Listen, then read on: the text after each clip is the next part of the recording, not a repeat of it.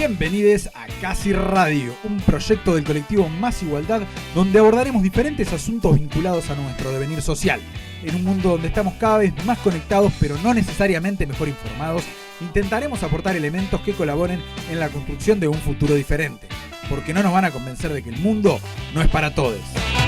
En este tiempo andamos todos con los celulares, en la pantalla sumergidos como en el mar. Vamos perdidos en la búsqueda de encontrarnos, en el WhatsApp, en algún juego, en una red social. No importa nada más a nuestro alrededor. ¿Dónde queda la familia? ¿Dónde están los amigos? Todo lo que hace a tu vida real. Estás ahí metido, atento, bien conectado, navegando y buceando en toda esa información. Oh sí, qué rica selfie, muy buen estado, muchos likes y amistad virtual.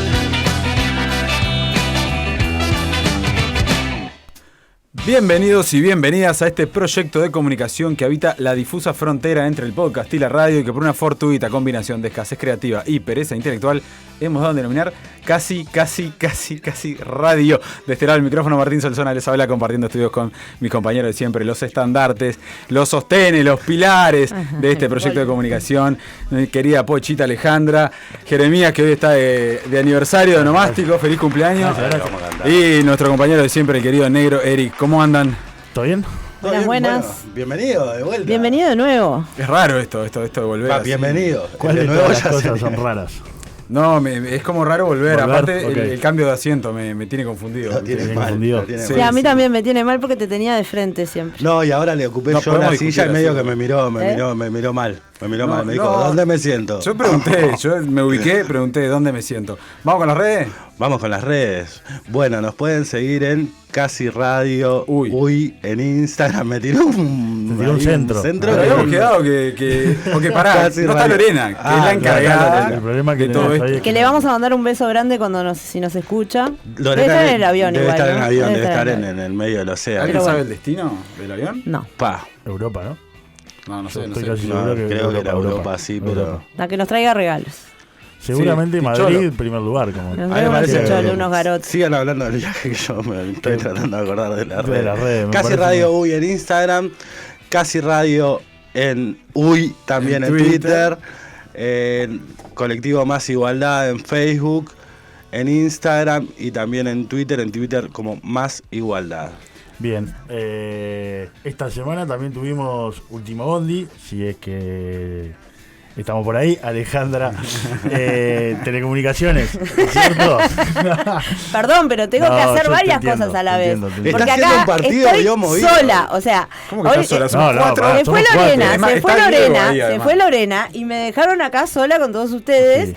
Y es bien sabido que ustedes hacen una cosa, yo acá estoy haciendo tres a la misma vez. Pero usted es la mujer del equipo, usted es la que tiene que hacer muchas cosas. Estás produciendo, digámoslo, estás produciendo el aire. Acuérdense que hay partes que ya no podemos cortar.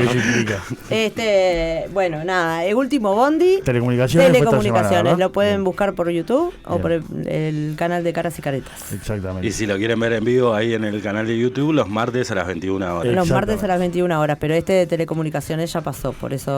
Grabado. Bueno, ¿cómo te trata la paternidad? Bien, no me puedo quejar. ¿No te puedes quejar? Literal, no me dejan. Literal, no hay espacio para quejarte. No hay margen a la queja. Claro, aparte, lo acaparó. Sí, no, aparte está esto de que cuando uno mira al otro, en este caso, yo y mi pareja, no tengo realmente mucho margen para quejarme porque el otro hace mucho más que yo. Entonces, sí, claro. Ya hizo mucho más que vos durante mucho tiempo, digamos. Pues para empezar, claro. Arrancó como 9 meses. Asunto, claro. La carrera va mucho, sí, claro. Exactamente. Pero bien, contento. Bien. Yo estaba interesado en abrir la sección esta de quejas del público porque me dijeron no, justo estábamos hablando en el arranque de bicicletas, ¿verdad? Desde acá somos bastantes usuarios de las bicis. La bici. Bien. ¿Usted tiene quejas? Sí, yo... En realidad me quejo del tránsito en general, pero me sorprendió en realidad no me sorprende, me parece un poco terraja. Uno viene por Luis Alberto Herrera y la verdad que las bicisendas que han hecho en los canteros del medio están bárbaras. Vas mucho más rápido, vas mucho más seguro, están bárbaras. No sé si la han probado en Italia. Quiero acotar que son muy buenas para andar en bicicleta y son muy malas para andar en patines porque son angostas, pero bueno. Sí, claro, son angostitas, exacto. Y en un cantero, generalmente están en el medio de un cantero. Para la audiencia le decimos que Martín es un destacado del patín. Un destacado roller. Claro, destacadísimo, por favor. ¿Y qué pasa? En Luis Alberto Herrera, vieron que quedó nueva, quedó preciosa. Exacto, la Charco. Hay una bicisenda, pero llega hasta Luis Alberto Herrera y Rivera. De Rivera para abajo, ¿qué hay ahí?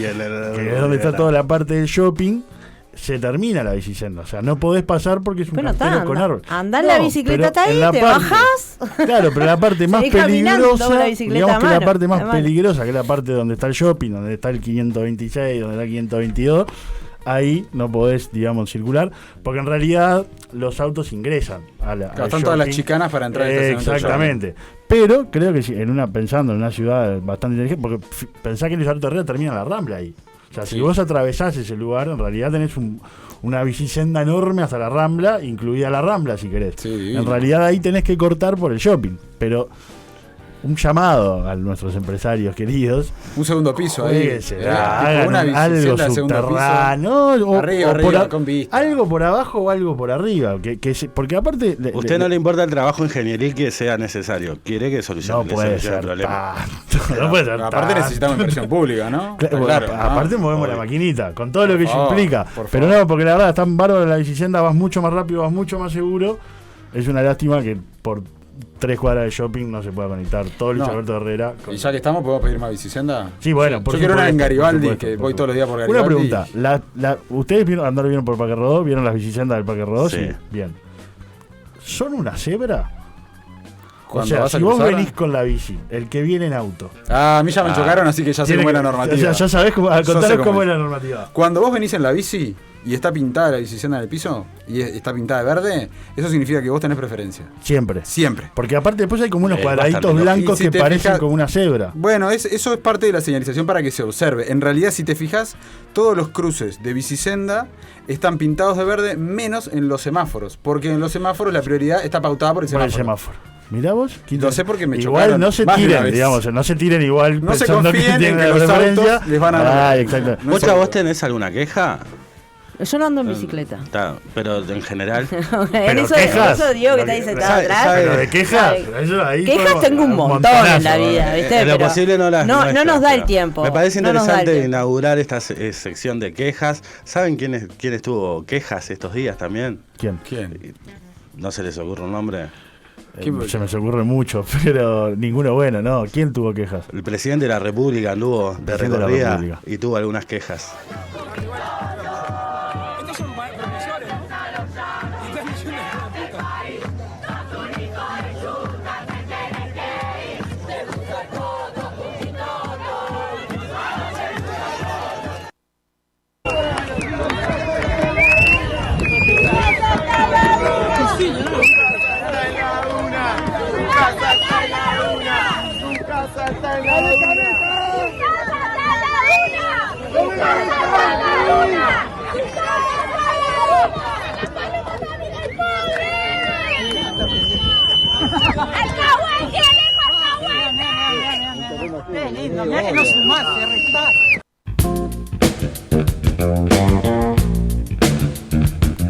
Tuve que editar este audio, les cuento, y le puse el cariño de la gente hacia el presidente. Bien, buen título. 2 manifestaciones diferentes estábamos escuchando. Exacto, la primera es la del 25 de agosto de Florida. Y la segunda en La Paloma. En La Paloma, en la inauguración de la temporada de avistamiento de ballenas. Sí, anduvo por ahí nuestro querido presidente mirando unos decks que pusieron de madera con forma de ballena ahí para. ¿Y se vio alguna ballena? ¿En serio? ¿Se sabe? Sí. ¿Pusieron decks con forma de ballena? Es como una cola de ballena. Qué lindo. No, en eso la verdad que les quedó muy lindo. Después todo lo otro todo lo aparte. demás. Pero no, y estuvo prometiendo muchísimas cosas ahí en La Paloma, donde él supo ser locatario, creo, si no estoy mal, vivió un tiempo ahí. Bueno, así fue tratado el presidente esta semana. Yo estuve escuchando algunas opiniones del tema. Primero que saldada la discusión de hijo de yuta, hijo de puta, ¿no?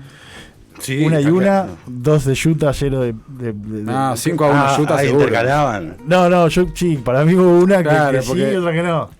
Empiezan los matices, ¿no? Porque se complejizó la discusión. Se discutió durante tanto tiempo que ya la pregunta no es qué decían, sino cuántos decían qué, ¿no? Claro. Llegamos a ese nivel de discusión. A ver, Esto me hizo acordar a aquella discusión del que era director de la escuela, que nadie sabía que había dicho, que unos decían que había dicho una cosa. Sí, el Viva el Frente Amplio. Viva el Frente Amplio, me hizo acordar a sí, eso. Claro, ¿Te acuerdas? claro, el Viva Frente Amplio, que al final era Viva Sexto Año. Viva Sexto Año. Exactamente. No, ahora casi al aire, me acabo de enterar acá por el compañero Diego, yo no sabía quiénes eran, me dice estudiantes De magisterio, ¿no? De formación docente de allí mismo, de Florida. Bien atado también todo con lo de Robert Silva, esto, ¿no? Como el gobierno que viene encontró un movidito. enemigo. Viene movidita, vino movidita de hace 2 semanas más o menos, que viene la educación, viene movidito. Ocupación de... Bueno, ya Sí, hablamos y él mismo la semana dijo, pasada de la ocupan, ocupación del IPA. desocupan, ¿no? A mí lo que me sorprendió de este asunto es la capacidad, que yo le envidio esa capacidad que tiene el presidente de dar vuelta a cualquier situación en favor de su discurso. Bueno, ¿no? también tiene a Leo Sarro a la vuelta. ¿Ustedes vieron las preguntas que le hizo Leo Sarro el otro día al presidente? No, son mortales. La primera pregunta fue, estaba hablando de homicidios y rodeado de colegas periodistas, Leo Sarro le dice... Bueno, presidente, pero las personas en realidad están sintiendo mucha más seguridad. El que no anda nada raro la está pasando bien. Y el presidente lo queda mirando. Pareció. Y medio que hasta le dijo que no, digamos. El presidente le dijo, bueno, me gustaría que fuese también un poco así. Era demasiado la Bueno, callista hasta para la La calle. segunda Pou. pregunta que viene a lo que vamos a estar hablando hoy fue... Presidente, la gente está muy a favor ya de la reforma de la seguridad social que usted presentó. ¿Cuándo la va a poner a votación? Bueno, fue brillante la pregunta de qué Leo Sarro. lindo. Eso ayuda también La al presidente famosa un poco. pregunta con opinión. Claro. No, igual bien, está con cintura, lo que pasa es que hay cosas que no pueden dejar de mostrar. Ahí en La Paloma le preguntan por los homicidios y está la aclaración esa que hace que están vinculados al narco, pero de ninguna manera esos homicidios están vinculados a que te roban la cartera, ¿no? O sea, usted, señora, usted... Lo vamos a no escuchar sé. después, pero son dos cosas... Vamos a hablar bastante hoy de ese La tema. gente de bien no le pasa nada. La gente no no, está hubo salvada. una señora que le pegaron un balazo en la cabeza esta semana porque denunció que había un incendio en la Boca. Todo eso no pasó, eso es otro país. Nada. Bueno, y Es cierto que el presidente a veces la saca muy bien al óvol. Crece Veremos también qué un sucede. poco el Claro, descontento, bueno, el ¿no? descontento ese al menos lo mostraron. Sí. Hay una foto también bastante icónica de espalda, no el acto del 25 de espalda a los docentes que estaban manifestando, pero... Igual Pero que bueno. bravo, cómo reaccionaron como si fuera una afrenta intolerable, ¿no? Que lo putean al presidente. Y, De hecho, y uno supondría que es una cosa tolerable en una democracia liberal. Sí, está bien. Ellos me parece que se juega un poco con eso, ¿no? De estos límites, ¿no? Cuando en realidad se pasan todo el tiempo de ambos lados. De figuras institucionales. Sí, algunas exacto, muchas ¿no? veces. Y de figuras institucionales, cómo se pasa y cómo se sorprenden. Por eso lo ataba lo de Robert Silva, en realidad, ¿no? 2 tipos que no sabemos quiénes son, le pintaron la casa a Robert Silva, todo Se el la pintaron gobierno. gratis. Yo con claro, esa todo cosa tengo una cuestión ahí que es Robert. Mi buen amigo. Robert, No. mi buen amigo. Después vamos a hablar un día de ese asunto. Robert agarra, porque además es de Tacuarembó, como yo. Ah, La mirá. verdad es de tus pagos. Exacto. Igual que el fiscal William, a quien le mando un abrazo, el fiscal William Rosa. También de allá de Tacuarembó. No, decía que Robert Silva agarra y sale a denunciar este hecho como una cuestión de la invasión del espacio personal y familiar, que es razonable, no es público, digamos. Entonces esta cuestión de, bueno, yo soy una figura pública, invadieron mi hogar y mi familia que no tienen nada que ver con este asunto. Y al otro día estaba sacando un video Twitter donde mostraba a su familia pintando la cuestión. Entonces el espacio privado o público. Ese hecho le sirvió al gobierno para durante el fin de semana liberarse un poco del caso Marcet. Exacto. Y acto seguido viene esto de nuevo, ¿no? La gente de la educación atacando a las instituciones, un poco esto que vos decías, y miren de la manera que lo hacen, además faltando el respeto. Eso. Me mata el discurso de que es contra la investidura. Claro. Entonces cualquiera que critique al presidente es un subversivo, viene en contra de las instituciones. Un poco mucho. Es muy fácil hoy ser fascista y subversivo, digamos, a la vez.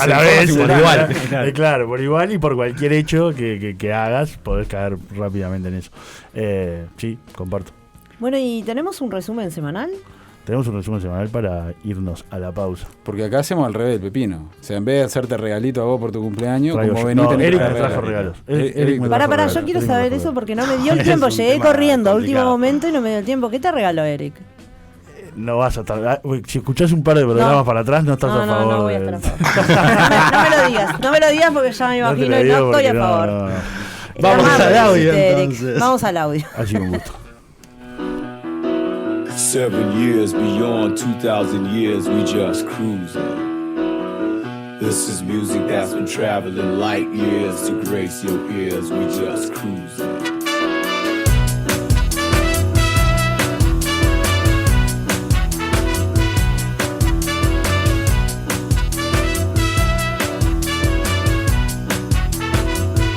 Es el presidente de Colombia, con antecedentes de vinculación a la guerrilla, ni que tal vez, pero al narcotráfico.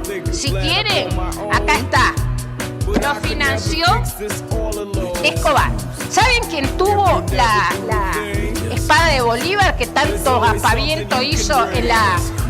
No, sí, estoy, lo que les duele, con esto termino. Silencio, con por esto favor. termino, con esto Redondee, por favor. con esto, si redondeo, tanto que tuvo la ceremonia de la entrega de la espada. Hasta en Cuba estuvo esa espada. Hasta el hijo de Escobar tuvo esa espada. Así que a Petro, que es responsable de que nos quemaran internacionalmente porque fueron dos de Petro, yo personalmente no lo voy a admitir. Yo no estoy fuera de tema. Lo que pasa es que quieren barrer abajo la alfombra. Bien. Ustedes son los amigos de los narcoestados. Nosotros no. Bien. Gracias, señor.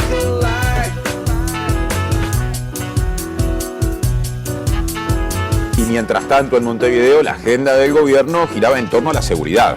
Sí, el ministro del Interior, Luis Alberto Heber, se reunió hoy con el jefe de policía de Montevideo y el director de la Guardia Republicana ante el aumento de los homicidios registrados en las últimas semanas.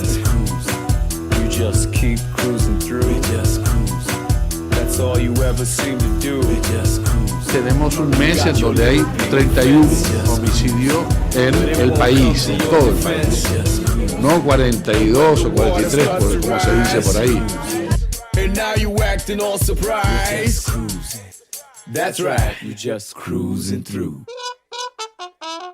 Presidente, 40 homicidios en lo que va de agosto.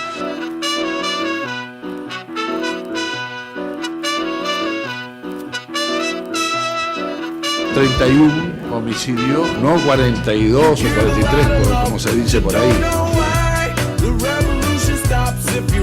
40 homicidios en lo que va de agosto. El camino, digamos, del gobierno se mantiene. ¿Hay alguna revisión? Sí, se mantiene. No quiero que sirva como excusa, pero ustedes saben que ha habido una baja importantísima en el resto de los delitos, en las rapiñas, en los hurtos. ¿Qué quiere decir esto? Que no están vinculados estos homicidios a una rapiña con un homicidio posterior o un hurto con un homicidio.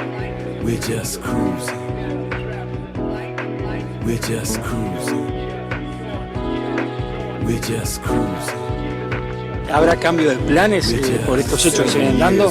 No. Me preguntaron el 25 sobre eso, la respuesta 4 días después es exactamente la misma.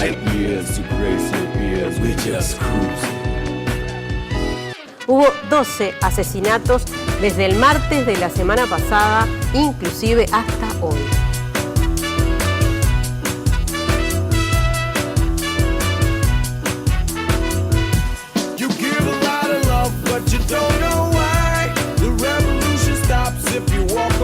Sobre eso la respuesta 4 días después es exactamente la misma.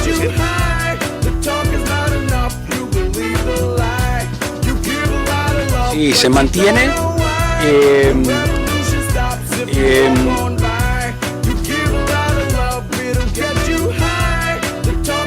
No quiero que sirva como excusa, pero... En el nombre de los representados, los representantes declaran, primero, declara írrito, nulos y disueltos y sin ningún valor para siempre todos los actos de incorporación, reconocimiento, aclaraciones y juramentos arrancados a los pueblos de la Banda Oriental por la violencia de la fuerza.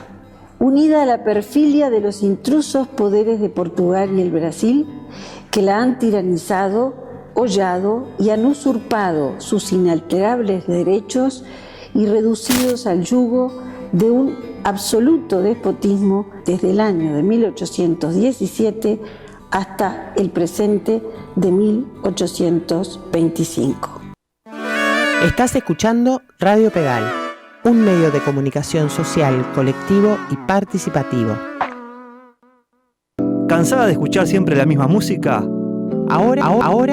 ¿Aburrido de siempre la misma musiquita? Ahora. ¿Paspá de no poder elegir lo que querés escuchar? Ahora sí te escucho. Un programa de Radio Pedal que difunde la música emergente nacional. Todo en movimiento, Ahora sí te escucho. A rescatarse, ahora sí te escucho. Un espacio para los artistas nacionales. Todos somos movimiento. Martes 18:30 por radiopedal.uy. Ahora sí te escucho.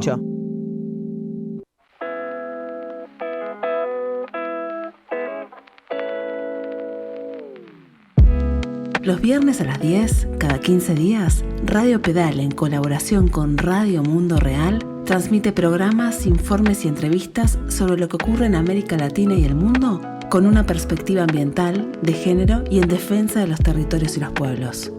Si querés conocer más sobre nuestros contenidos, entra a rmr.fm y a radiopedal.uy.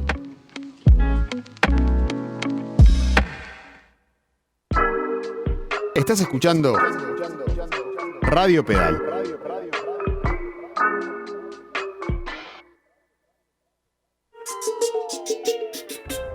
Desordenando mundos. Miércoles, 19 horas. El programa del sur en Radio Pedal.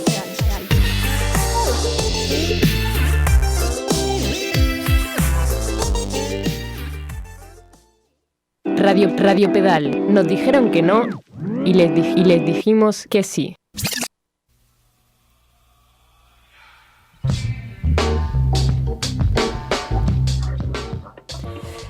En julio de este año, el presidente Luis Lacalle Pou presentó el anteproyecto de la reforma jubilatoria que contiene 250 artículos. Los cambios se comenzarán a aplicar 5 años después de su aprobación y será progresivo durante 20 años. Para conversar sobre esto, entrevistamos hoy a Carlos Clavijo, integrante del equipo de representación de los trabajadores en el directorio del Banco de Previsión Social. Hola Carlos, ¿cómo te va? Hola, un gusto estar con ustedes. ¿Dónde andas, Carlos? ¿Todo bien? Todo bien.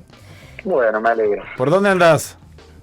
Y yo ahora en mi lugar de trabajo, todavía no he salido, estoy para salir. Trabajo en el Automóvil Club del Uruguay. Ah, bueno.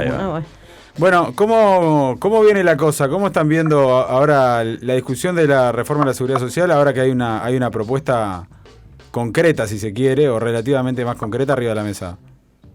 Bueno, el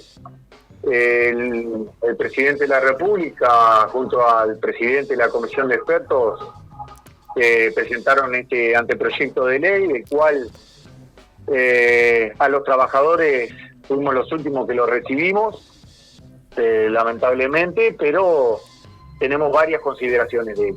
Primero, lo que implica esto es una reforma jubilatoria regresiva que aumenta las brechas de desigualdad, fundamentalmente en los temas de género, pero también en los temas en los cuales implica personas con discapacidad. A su vez, hay muy lindos eslogan que el presidente de la República pasa diciendo a la prensa, que no se cumple ninguno. Dice que esta reforma es justa, es solidaria. Sí, tienen un artículo sobre los principios, ¿no? Y creo que dice algo de eso. Sí, exactamente. Pero en realidad, ¿es justa? Habría que preguntar para quién. Porque si es justo que te rebajen las jubilaciones y pensiones, si es justo para las futuras generaciones, no pensando en las futuras generaciones, si es justo que que aumenten 5 años la edad de retiro sin estudiar el mercado laboral, si es justo que le rebajen las jubilaciones y pensiones por discapacidad, si es justo que rebajen o restrinjan el derecho a la pensión por viudez para las mujeres.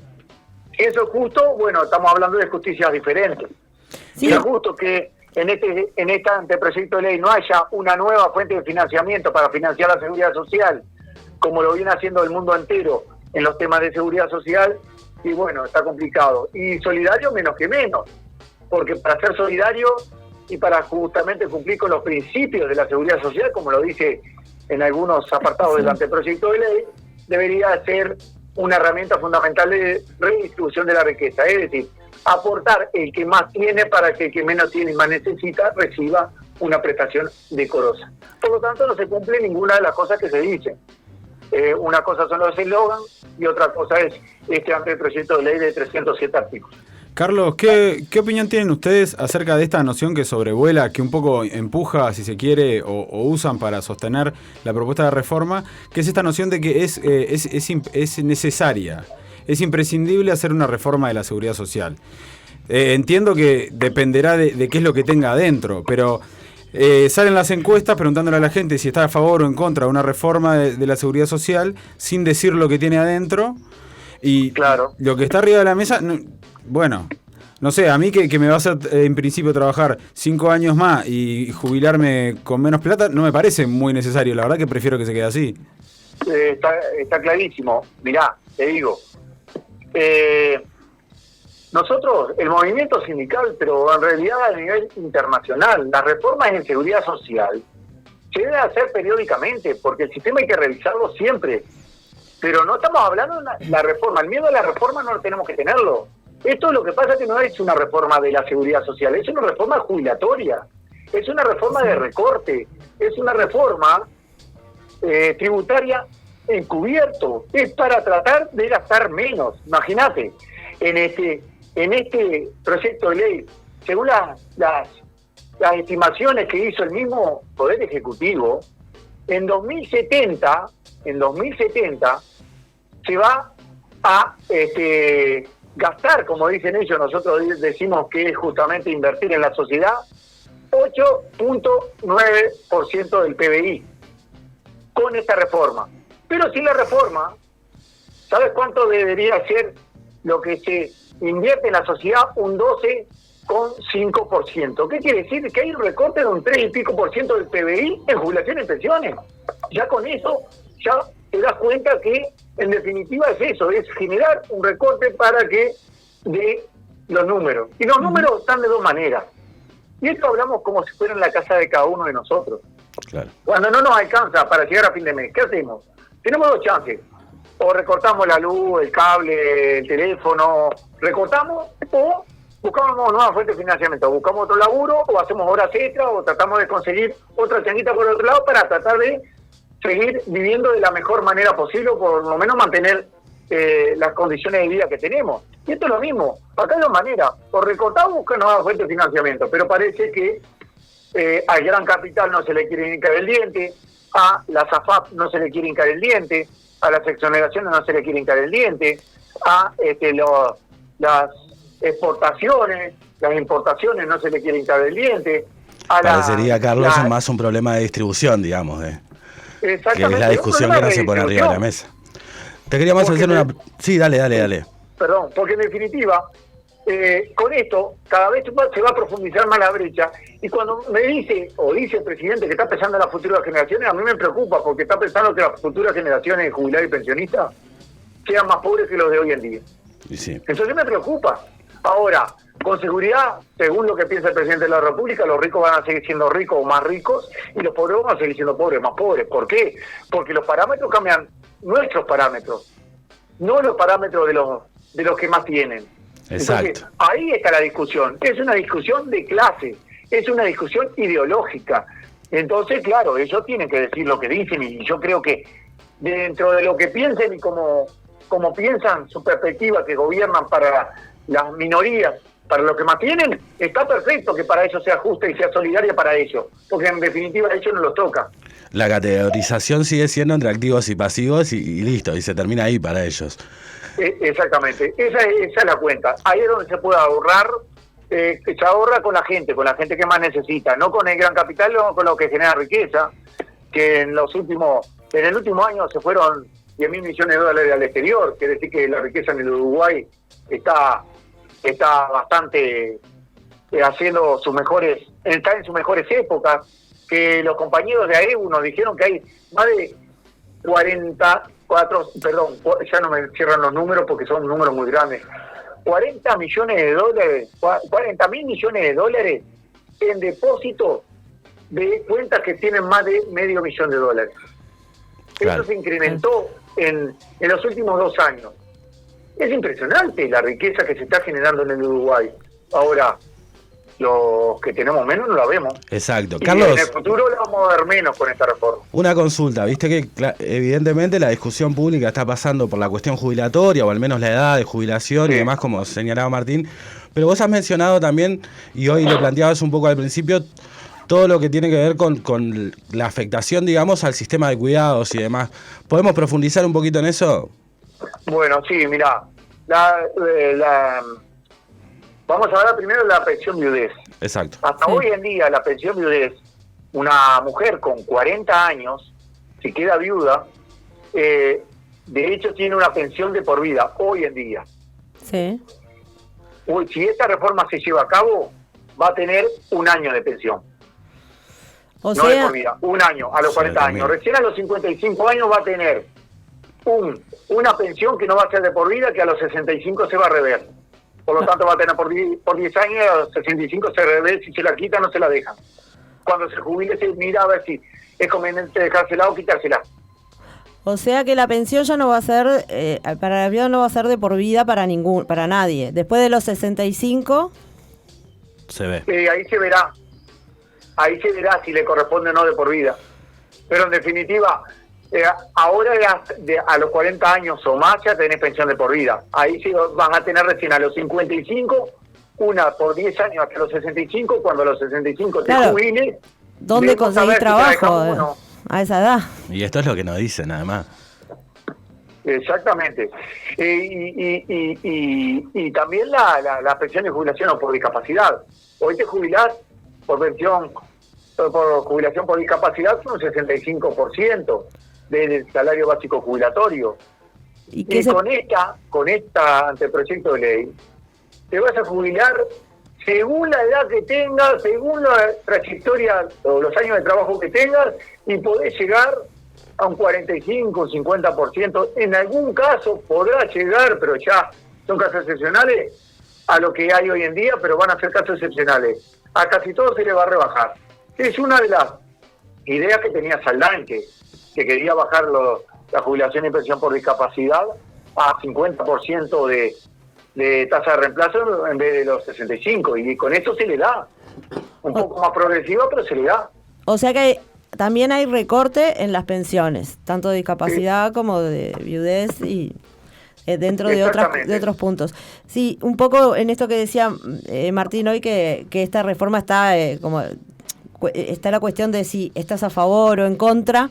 Una de las cosas que por eso nos planteamos hacer estas entrevistas, dar información, es porque también con esto de que son muchos artículos y que es muy largo, la gente a veces no sabe bien qué es lo que implica, ¿no? Uno creo que lo que más sale de ahí es que es una reforma jubilatoria, que te van a subir 5 años la edad, y creo que eso es lo que se queda un poco ahí. Después las otras cosas es más difícil que salgan, capaz que yo hoy pensaba, bueno, capaz que hay algunos puntos más polémicos, más como para que se entienda qué implica esto que vos decías ahora. Implica también un recorte en las pensiones, que impacta en el sistema, en los cuidados, después también, bueno, la edad jubilatoria, y había algunas cositas más, no sé si algunos puntos. me gustaría profundizar en la edad jubilatoria y hacer varios ejemplos, porque la población tiene que entender lo que implica el aumento de la edad jubilatoria. Claro. Porque el aumento de la edad jubilatoria hay que estudiarlo siempre con el mercado de trabajo del país. Y acá creo que se pasó de largo eso. Yo voy a hacer varios ejemplos y se le va a venir a la cabeza a un montón de amigos, un montón de conocidos que les pasa esto. Si vos aumentás la edad de retiro, por supuesto que los que tienen más de 60 años se van a quedar más tiempo, pero se sabe que el 28,8% de los menores de 25 años no acceden al mercado laboral. Quiere decir que si aumentar la edad de retiro, ¿le va a ser más difícil a los jóvenes a entrar al mercado laboral? Y esto es histórico, siempre ha fluctuado entre el 25, el 28 y el 30%. Es decir, si vos aumentás la edad de retiro, con seguridad se les va a ser más difícil a esos jóvenes.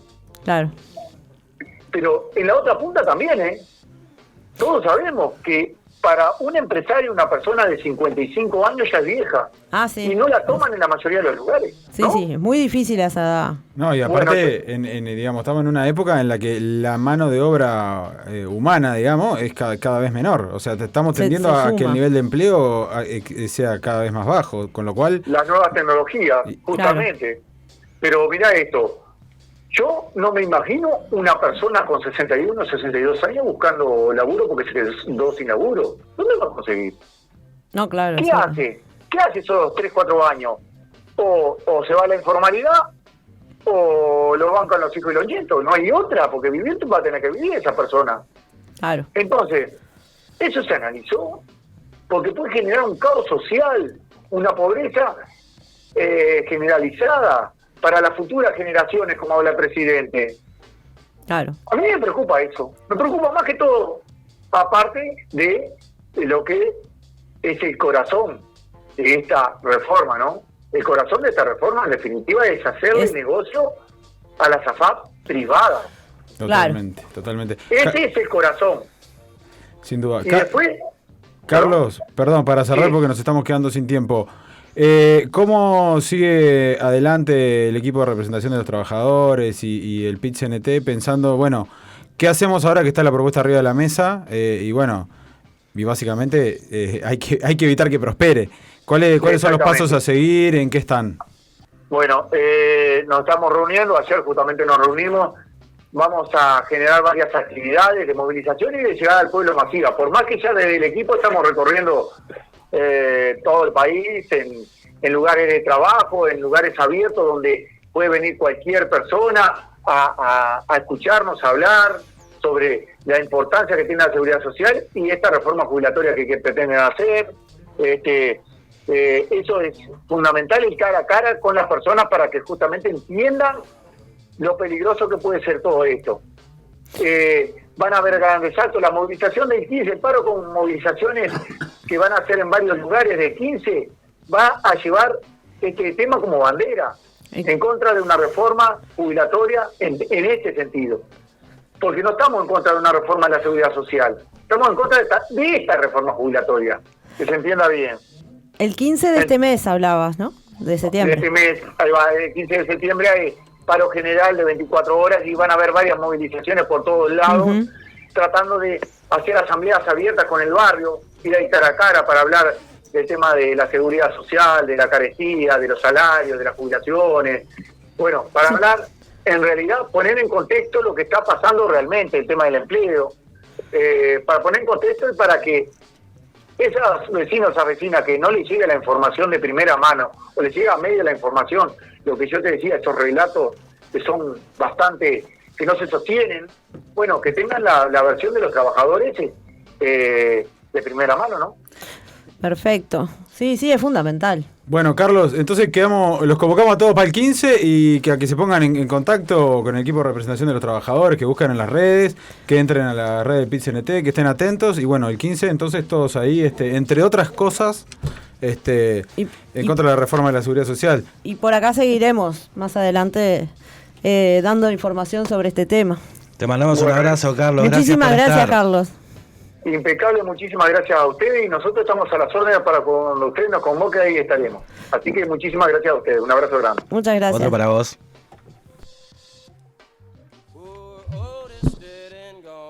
left me here to Pretty little girl with a red dress on. Poor Otis dead and gone. No, duró más, duró como 15. Get back down, children, and slowly try it again. Remembering when it was easy, try it again. Much too easy, remembering when. All right, look at my shoes. Not quite the walking blues. Don't fight so much to lose. Can't fight the running blues.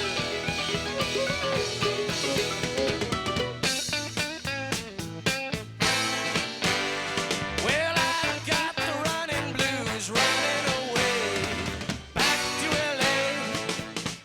Got to find the dock in the bay. Maybe find it back in LA.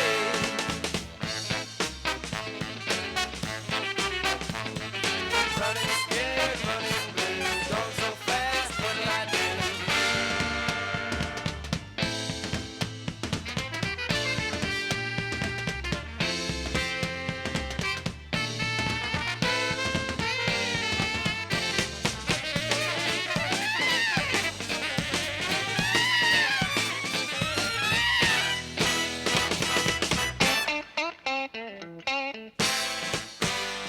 Well, I got the running blues running away back to LA.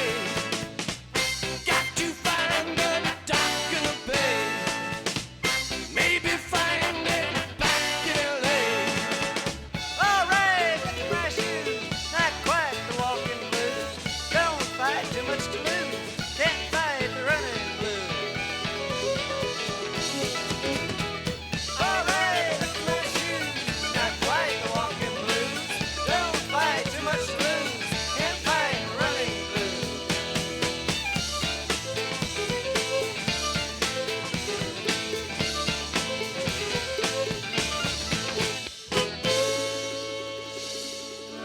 Estás escuchando Radio Pedal, un medio de comunicación social, colectivo y participativo. La música, sin importar los años, sigue siendo parte importante en la vida de todos los seres humanos. De generación en generación se mantiene viva, gracias a personas que comparten su conocimiento con las nuevas generaciones. A mí me tiran unos manices y yo pago para cerveza. Nos tomamos el tiempo para conocer más de su talento. Yo puedo llegar a explotar a pedos si hago eso. Teníamos que ponerlo a prueba. Había también una promoción de cerveza. Eso, amigos, es La Resaca. La Resaca. Oxigena tu mente. Los viernes a las 21:30 por Radio Pedal. La Resaca.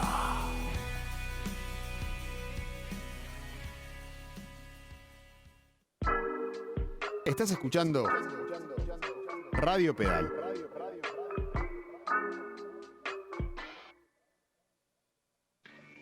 Hubo un tiempo donde la nada reinaba. Mucho tiempo después, habían danzas alrededor del fuego. Hoy seguimos bailando. Nuevos Fuegos, viernes, 20 horas, por Radio Pedal.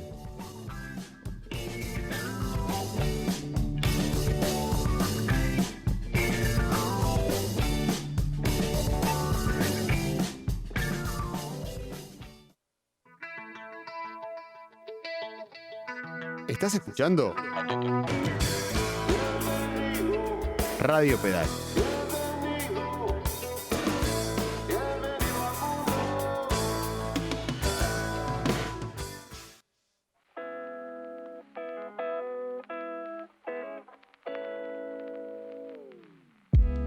Los viernes a las 10, cada 15 días, Radio Pedal, en colaboración con Radio Mundo Real, transmite programas, informes y entrevistas sobre lo que ocurre en América Latina y el mundo con una perspectiva ambiental, de género y en defensa de los territorios y los pueblos.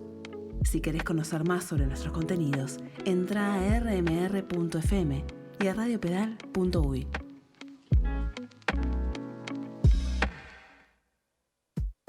Radio Pedal. Comunicación en movimientos. Movimientos en comunicación.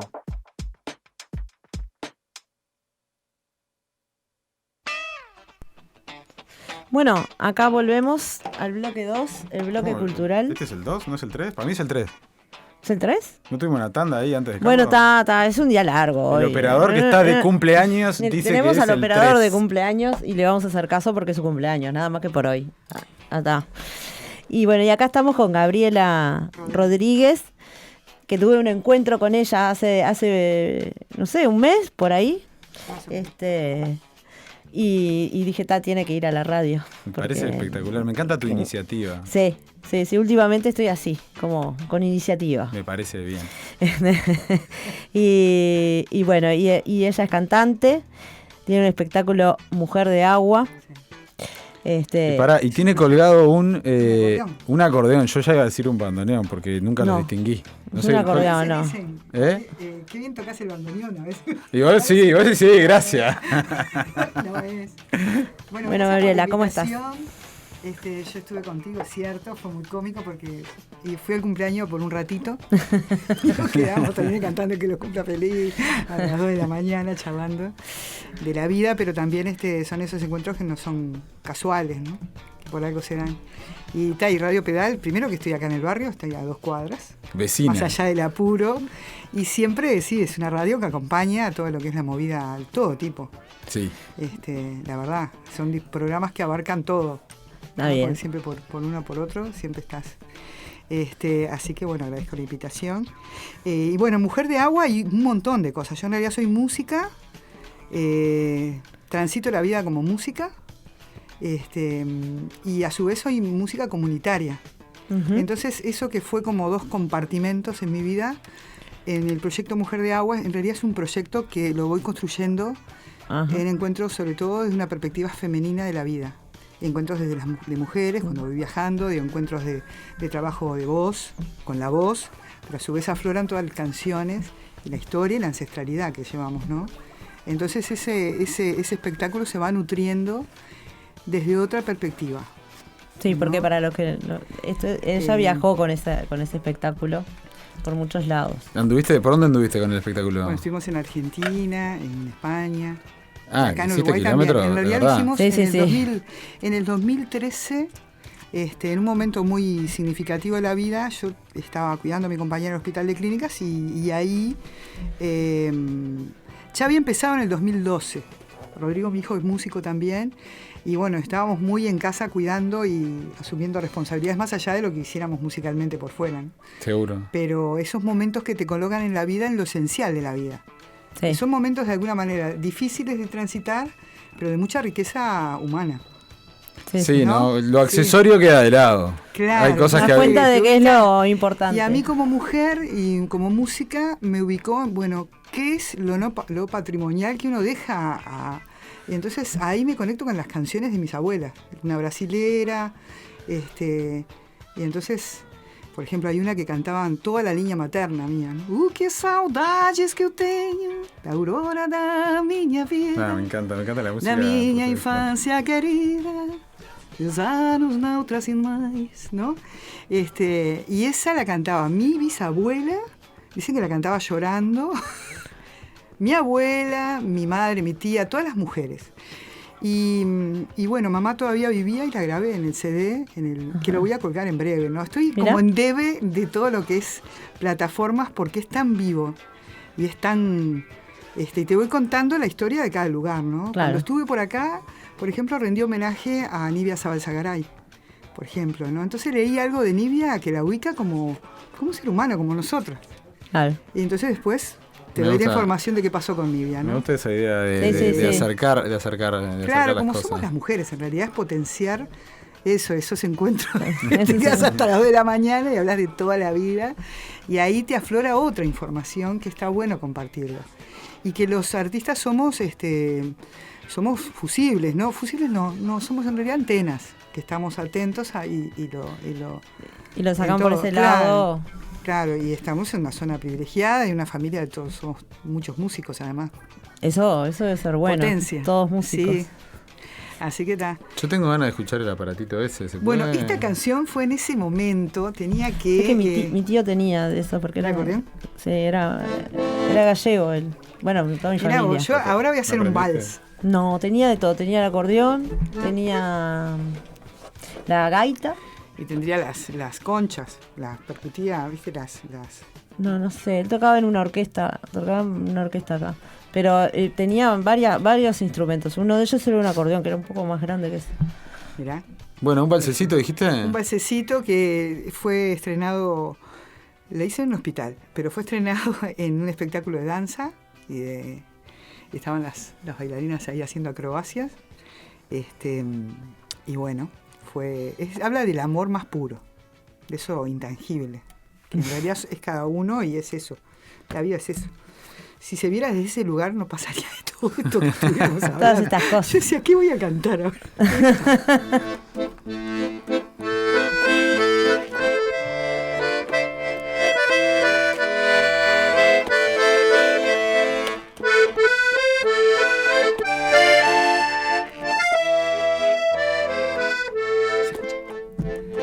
Un remolino de puntos llegó hasta mí, acaricia sin tocarme, amor sin fin, de infinidad de colores, mi corazón se alimenta, se ensancha y se abre paso, cual colibrí,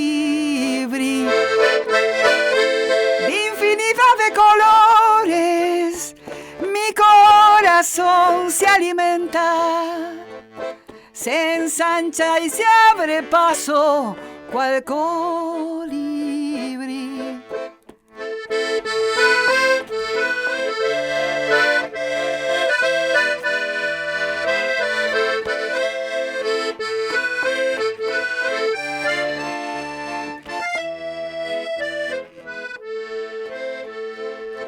Un remolino de puntos llegó hasta mí, acaricia sin tocarme, amor sin fin, de infinidad de colores, mi corazón se alimenta, se ensancha y se abre paso, cual colibrí.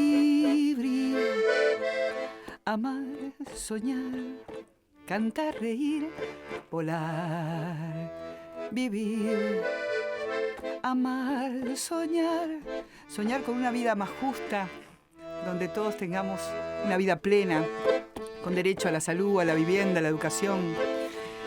Amar, soñar, llorar, reír, volar, vivir, donde los ancianos, la gente mayor, yo ya soy mayor. Y es verdad, la perspectiva, que podamos tener una perspectiva de vida, con una sociedad donde nos integre con mayor amor, fluidez, donde los niños y las mujeres puedan vivir dignamente, sin temor a no vivir. Un remolino de puntos llegó hasta mí, acaricia sin tocarme, amor sin fin, de infinidad de colores, mi corazón se alimenta, se ensancha y se abre paso, cual colibrí, de infinidad de colores, mi corazón se alimenta, se ensancha y se abre paso, cual colibrí. La la la la la la la la la la la la.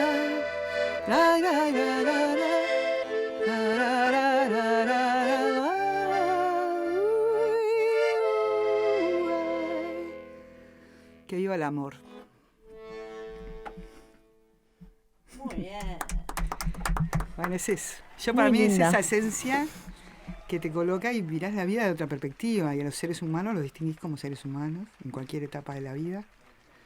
Y bueno. Muy linda, muy hermosa. Bueno. No, hoy no tenemos. Porque íbamos a hacer algo con el agua. Sí. Pero hoy no tenemos tiempo, pero hoy no es el último programa. No, ya lo sé, pero eso era lo que iba a decir, que va a tener que volver porque trajo agua. Yo vi que estaba con él con mientras el agua, estábamos pero antes, pero ya no le va a dar el tiempo para hacerlo hoy. Bueno, así pero que sos hay vecina. mucha cosa, sí, que ¿Te va, estás por ir de viaje ahora en que breve, va a no? salir, incluso la idea es poder de alguna manera registrar y socializar todo lo compartido por mujeres de otras partes del mundo, que es la historia de la misma humanidad. Somos lo mismo en esencia, de Galicia, de otras partes. Hay un montón de recopilaciones que a través de los talleres de voz consciente, incluso de estimulación oportuna, porque trabajo con bebés en espectáculos de teatro, entonces también hay mucho bagaje y mucho ese coloque puro, ¿no? Que creo que es muy necesario que sobre todo las mujeres lo asumamos, ¿no? Sí, juguemos un papel. ¿Algún más espectáculo que decisivo. tengamos ahora? Bueno, fechas todavía, No sí tenemos. va a estar, pero yo les voy a estar pasando, sí, va a salir en inmediato, sí. Porque en el caso de Mujer de Agua va transitando en vivo, incluso hay un títere, por ejemplo, de Elviru Chan Chan, que es muy parecido a Ho Chi Minh, pero que de alguna manera te interpela, ¿no? Como que aparece, ¿no? en el espectáculo. Lo estamos haciendo con Rodri. A veces está Cachito Rodríguez, a veces como invitado, yo qué sé. Se invitan músicos, participó Chabela Ramírez, María Laura Blanco, que es poeta, los compañeros y compañeras sobre todo, que están en movidas alucinantes de poesía y bueno, el caso de Chabela, de todo lo afro, ¿no? Que ahí a las mujeres afro hay que invitarlas, Afrogama. Yo ahí vengo con Afrogama. Muy bien, bueno, entonces ya tenemos dos invitaciones más. Dos invitaciones. No, hay muchas, y hay fechas, ¿no? Lo que pasa que todavía no están concretadas. En cuanto lo tenga y cuando se cuelguen los podcasts, se los voy a pasar. Buenísimo. Así que está. Entonces en la próxima hacemos lo del agua que nos quedó por hacer. ¿Hay que venir con piló o algo? No. Y nos vas pasando las fechas de los espectáculos para poder decirlo. En breve ya. Bueno, hermoso. Fuiste la protagonista de nuestro primer live de Instagram, creo. Creo que no habíamos hecho nada. No, sí. Estabas filmando para sí. él. No, transmitiendo, no filmando. Transmitiendo. Ya te vieron. Creo que no lo habíamos hecho todavía eso. No, hermoso. Así que está. Y era una buena oportunidad, porque con el acordeón, esa música, estuvo muy lindo. Sí. Así que bueno, en cuanto tengamos, está difícil de conseguir lugares, porque todo el mundo se largó a la cancha, hay espectáculos que quedaron pendientes de otros años que se están haciendo, entonces es difícil. Sí, después de mucho tiempo. Igual Mujer porque de Agua se va colando, porque la idea no es sacarlo del contexto de la gente, ¿no? Bueno, le pasamos un reclamito ahí a la gente que tiene escenarios públicos, capaz, ahí si nos arman algunos escenarios para la barra, ¿no? Siempre viene bien, en la calle, para todo el mundo, a mí me gusta más. Sí. Sí, y en casa de familia lo hemos hecho, ¿eh? Ah, eso me gusta también. Sí. La idea es recuperar esa, pero... ¿no? Lo que pasa es que en la década del 90 se desarrollaron los grandes espectáculos, de grande masa, porque acumulas de todo tipo de cosas, o sea, es lógico, pero se perdió esa cosa de ir transitando la música de manera más capilar, que es divino eso. Y estos años de ejemplo, pandemia tuvieron bravos, ¿no? Con las mujeres rurales salió una señora de 80 años, eso quedó registrado. Yo estaba tocando el acordeón y cantando en 33 en la Quebrada de los Cuervos, y pare, me dijo. Yo paré de tocar, y ahí ella cantó su historia. Era una monteadora, y una mujer de una vida brutal. Brutal, digo, de riqueza y de trabajo, ¿no? Le preguntamos si tenía algún salario, y dijo, no tenía ningún salario. Pero bueno, lo que estábamos hablando hoy, ¿no? De la formalización, de alguna manera, el respaldo de mucha gente que está en esas condiciones, que tiene también derecho a vivir o una jubilación. Claro. Doña Maruja, de 33. Le mandamos un beso. Un beso para Doña Maruja. Bueno, muchas gracias, Gaby. Y nos veremos de nuevo acá. Bueno, gracias a ustedes. Vamos Radio Pedal, sigan pedaleando.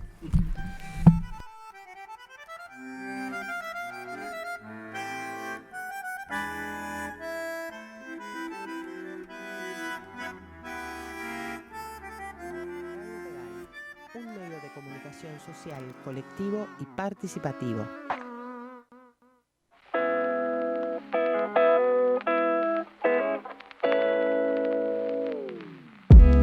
Los viernes a las 10, cada 15 días, Radio Pedal, en colaboración con Radio Mundo Real, transmite programas, informes y entrevistas sobre lo que ocurre en América Latina y el mundo con una perspectiva ambiental, de género y en defensa de los territorios y los pueblos. Si querés conocer más sobre nuestros contenidos, entra a rmr.fm y a radiopedal.uy.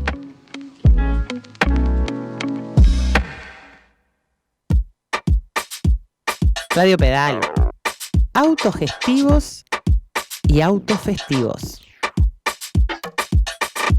La música, sin importar los años, sigue siendo parte importante en la vida de todos los seres humanos. De generación en generación se mantiene viva, gracias a personas que comparten su conocimiento con las nuevas generaciones. A mí me tiran unos manices y yo pago un par de cervezas. Nos tomamos el tiempo para conocer más de su talento. Yo puedo llegar a explotar a pedos si hago eso. Teníamos que ponerlo a prueba. Había también una promoción de cerveza. Eso, amigos, es La Resaca. La Resaca. Oxigena tu mente. Los viernes a las 21:30 por Radio Pedal. La Resaca.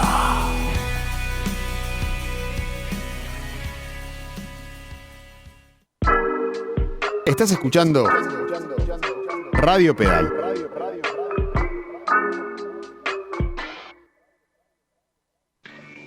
Hubo un tiempo donde la nada reinaba. Mucho tiempo después, habían danzas alrededor del fuego. Hoy seguimos bailando. Nuevos Fuegos, viernes, 20 horas, por Radio Pedal.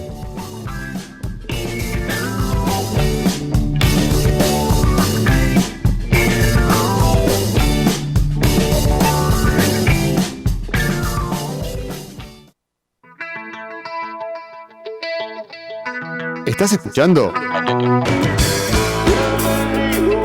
Radio Pedal.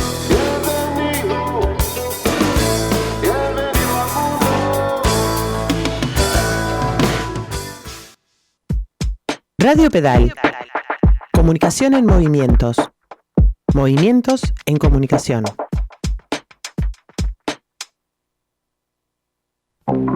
Radiopedal.uy. Seguinos en Instagram, Twitter y Facebook. Pedal Uy. Desordenando mundos. Miércoles, 19 horas. El programa del sur En Radio Pedal.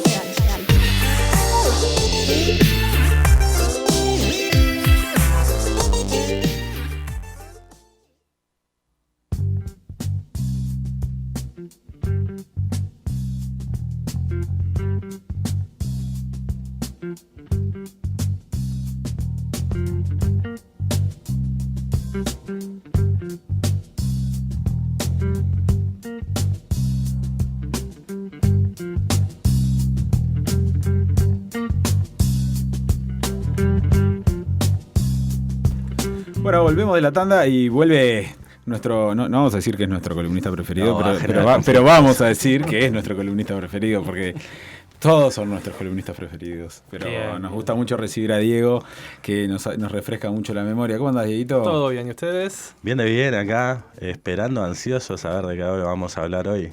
Y sí, la idea era un poco retomar en un momento donde capaz que lo bueno sería empezar saludando al movimiento estudiantil actual. Exacto. Que creo que sobre todo, bueno, estos últimos días se han ocupado también liceos por parte de los estudiantes, pero... Después les quiero hacer una pregunta, porque me parece que las características de las movilizaciones son diferentes. Son diferentes. Cada generación y cada época tiene sus características diferentes. Y bueno, y todo esto que empezó ya hace un par de semanas atrás, enseguida del 14 de agosto al día siguiente ya se ocupaba el IPA. Y creo que todos los estudiantes, sobre todo, de formación en educación, como se llama ahora, antes se le decía formación docente, han dado un ejemplo con un conflicto en una profundidad y en una extensión, porque tiene carácter nacional en estos días lo que está pasando. Se han ocupado centros en todo el país. En algunos lugares impensados. Exactamente. Entonces me parece que hay que valorarlo, porque es un resurgir muy potente, muy participativo, con mucha cabeza de los gurises que están estudiando para ser futuros docentes, y a su vez eso ha dinamizado también al propio sindicato de profesores de formación en educación, que por primera vez también ocupó el IPA hace poco y que está teniendo también otros desarrollos de movilizaciones en también otros centros del interior. Y bueno, me parece que ahora está confluyendo con las luchas de los propios docentes de secundaria, con los estudiantes de secundaria. Y bueno, se está rearmando un poco el equipo en un momento interesante y siempre surgen cosas nuevas, ¿no? Siempre se renuevan se toman metodologías viejas, pero se utilizan de modo distinto. Y los liderazgos, ¿no? Esto que decías, bueno, formación docente tomando un protagonismo importante. Quizá cuando uno piensa para atrás, eso lo vamos a hablar ahora, las referencias están en otras partes del movimiento. Exacto, sí. En los 90, que es un poco de lo que quería hablar ahora y recordar, hubo todo un momento donde fue secundaria quien tomó esa iniciativa, sobre todo con el ciclo de ocupaciones que se dio en el año 96. Y ya, con el que usted no tuvo nada que ver, por supuesto. Con el 96... Usted es analista y parte de este específicamente en ese año, no, porque yo estaba dando mis últimos exámenes para entrar al IPA, que entré en el 97, así que del 96 podemos decir que me quedé afuera. Hay análisis objetivo acá. Claro. Sí participé en la etapa previa, digamos, en la primera mitad de los 90 en el gremio del IABA, año 91-92. Por ahí, bueno, sí, a partir del 97 en el IPA, por ahí hasta casi la crisis, que fue cuando ya me fui, con la crisis del 2002 ya me estaba yendo. Pero la generación esa de los 90 es muy interesante ubicarla también en el contexto que se vivía en Uruguay, ¿no? Porque estábamos hablando de un contexto, primero del desmoronamiento que hubo a nivel general, de lo que se llamó el socialismo real, ¿no? A partir de la caída del muro en el 89, de la disolución de la URSS en el 91. Que se nos fue hace unos días. Se fue Mijail. Y eso, quieras o no, se sumó a lo que pasaba internamente en Uruguay, donde hubo un año que para mí fue clave, y como un año ahí bisagra, que fue 1989. Que implicó de algún modo el retiro de un montón de gente de la militancia más activa, ¿no? Las crisis, bueno, del propio Partido Comunista acá, pero no solo, también de otras organizaciones de la izquierda y otros gremios. Y en secundaria en particular implicó la disolución, lisa y llana. La Pocha, bueno, ahora está del otro lado de los controles, pero vivió un poco ese proceso. Ella también militaba en secundaria, en la coordinadora de estudiantes, de ahí nos conocimos por aquella época, donde se disolvió directamente entre discusiones internas lo que era la FES, la Federación de Estudiantes de Secundaria. Ahí surge la cuestión de la CIESU y la FENESU. La CIESU es un poco posterior. La CIESU surge, si no me equivoco, en el transcurso del 95, pero sobre todo toma ese nombre en el propio conflicto del 96. Nosotros con Ale y con otro conjunto de compañeros somos de algún modo los que empezamos a generar, luego de esa caída de la FES en el 89, el 90 es un año prácticamente de casi inacción estudiantil. Había prácticamente toda una generación que cierra su militancia. Recordemos también que es un año donde el 16 de abril se pierde el plebiscito del voto verde, que fue una lucha que llevó todo ese periodo de gobierno. Imagínense que la ley se aprobó en el 86, la recolección de firmas, después ratificar esa firma, después la campaña del voto verde, y bueno, ahí hay como una derrota que se siente muy fuerte en el movimiento popular. Tanto es así que desde el 89 hasta el 96, que se realiza la primera marcha del silencio, el tema de derechos humanos en Uruguay no se toca más, no se habla por un periodo, ya les digo, de 6-7 años. ¿No? Es un tema absolutamente silenciado después del voto verde y hasta el 96, que es la primera marcha del silencio, que tampoco es tan masiva como las actuales, ¿no? O sea que estamos en ese contexto, en un contexto de reflujo del movimiento popular, de un movimiento sindical también debilitado, porque, bueno, la persecución era muy fuerte. Si eras un militante sindical en la órbita privada te echaban, entonces... La plenitud neoliberal. Y la plenitud del neoliberalismo, gobierno de Luis Alberto Lacalle, ¿no? De Lacalle padre, del actual presidente, represión muy fuerte, porque así como hay que seguir hablando de transición en esa época, ¿no? Porque nosotros decimos, bueno, se terminó la dictadura en el 85 cuando subió Sanguinetti el 1 de marzo y empezó la democracia. Y minga. No funciona así. Funcionó así. Primero porque ya sabemos, nunca se depuraron los aparatos represivos. Hoy en hay día, consecuencias con nombre y apellido de hoy muertos, digamos. ¿no? Exacto. Hoy en día sabemos que los aparatos de inteligencia siguieron funcionando, espiándonos a todos los militantes. Nosotros siempre sentíamos ruiditos atrás de nuestros teléfonos particulares, no había celulares. Y caras raras que siempre habitaban en ciertos espacios, y con el o no tan ánimo raras. represivo ahí. Y claro, el primer candente. gobierno de Sanguinetti fueron las razias, ¿no? Que era esa cosa masiva de represión hacia la juventud en general, donde cada noche se llenaba una cuota de gurises en las comisarías, ¿no? Por andar por la calle, simplemente. Pero en el periodo posterior, en el segundo periodo del gobierno de Lacalle, ahí, si bien dejan de actuar las razias por lo que fue, sobre todo por la muerte de Guillermo Machado en una comisaría. Están juntando firmas para poner una placa allá en el Paso Molina. Ahí va, el 24 de julio del año 89 mismo. Toda la movilización de la Coordinadora Antirracias, que también yo creo que hay que marcarla como un antecedente de este nuevo tipo de organizaciones que surgen, más enfocadas en lo coordinativo, ¿no? En la coordinación, en la horizontalidad, en la participación directa. Sí, como en la de una democracia necesidad súper concreta aparte, ¿no? Porque en esa, es resistencia total. Esa fue la resistencia a las racias en concreto y a ese asesinato que se produjo en la comisaría, en la seccional 15. Pero que fue impune, ¿no? Pero todo el gobierno de Luis Alberto Lacalle fue un gobierno absolutamente represivo con las organizaciones sociales. O sea, siempre recordamos lo más crudo, que es la represión del filtro el 24 de agosto del 94. Pero no nos podemos olvidar que los trabajadores de FUNSA ocuparon la fábrica y fueron desalojados por los granaderos. Los estudiantes realizamos una marcha hacia el CODICEM, que en esa época quedaba en Soriano y Río Negro, y fuimos reprimidos con gases lacrimógenos, con palos en las puertas del CODICEM. Los trabajadores de la Mesa Coordinadora de Entes Públicos, frente al Palacio Legislativo, estaban bajando de los camiones para hacer una movilización y fueron recibidos con caballos, con sablazos, con palos. Es decir, la gente de Alpargatas también, ahí en La Aguada había un conflicto y también fue reprimido. Es decir, ser joven y ir a un recital de rock implicaba una tarea de riesgo en esa época, ¿no? Porque el público, sobre todo el rock and roll en ese momento, estaba también identificado con la juventud de repente más contestataria o lo que fuera. Y casi siempre ir a un recital implicaba que en la puerta hubiera lío con la policía y se reprimiera a la gente. Es decir, estar sentado en una plaza con los amigos tomando un vino, porque también éramos una generación que no teníamos un mango para nada. Como mucho lo que podíamos hacer era juntar unas monedas y la comprar vaquita para el vino, para el sueldo. un vino y una roja de chicharrones para tener algo para comer, y era lo que hacíamos, ¿no? A nadie se le ocurría que podía sentarse a gastar plata en un bar, ¿no? Nuestra generación era un poco así, no teníamos un mango. Claro que sí. Y estar en una plaza implicaba que te pudiera venir a molestar la policía, a tirarte el alcohol.